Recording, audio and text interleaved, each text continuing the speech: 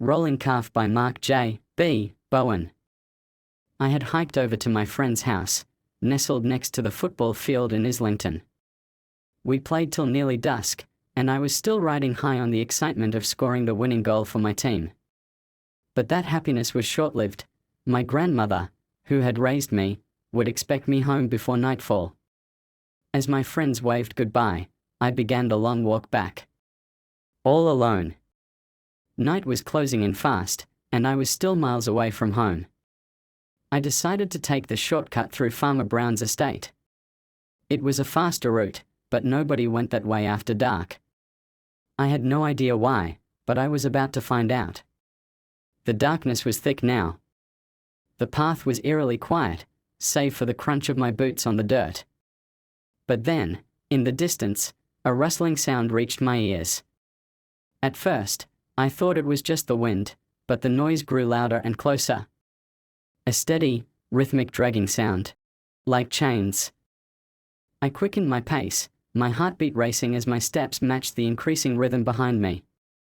I couldn't bring myself to look back. I kept walking faster, then running, but the sound kept pace with me. I could feel something, someone, was getting closer.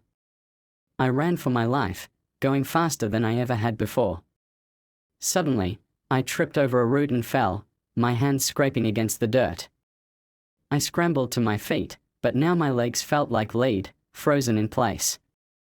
The rustling grew louder, now accompanied by heavy, labored breathing. I could hear it behind me, like a beast in pursuit. And then, I saw them. Glowing red eyes, burning through the darkness. A massive shadowed form was moving toward me, its outline flickering in the night like smoke. My grandmother's stories about the rolling calf flashed in my mind, an evil spirit that dragged souls into the underworld. The terror struck me like a physical blow. I opened my mouth to scream, but nothing came out. I was frozen, paralyzed. The eyes grew closer, the breath heavier. But then, from behind the shadow, came a loud, hearty chuckle.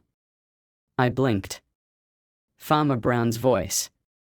"Quarry was a boiree to you tonight. That was quite a chase you led us on." I stood there, stunned, my heart still racing.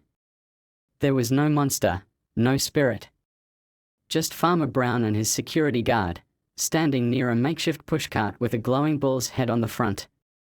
"You like me, rolling calf?" Farmer Brown grinned, while tapping the horns at the front of this bizarre vehicle. "Just a bit of a prank. Built this here to keep the thieves away. Ya run fast though, man. Lucky thing I got this pushcart built up like Usain Bolt. Only a bullet or a rolling calf could have caught you though." I stared, my mind reeling. It had all been in my head. Just a pushcart powered by a car battery, the glowing red eyes a trick of the headlights. I felt foolish, but also incredibly relieved. I collapsed, exhausted, and Farmer Brown helped me back to my feet.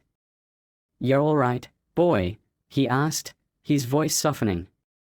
"Next time, don't go walking alone in the dark, all right? Some of my boys won't hesitate to shoot." I nodded, still shaken, but now fully aware of the real dangers lurking in the night.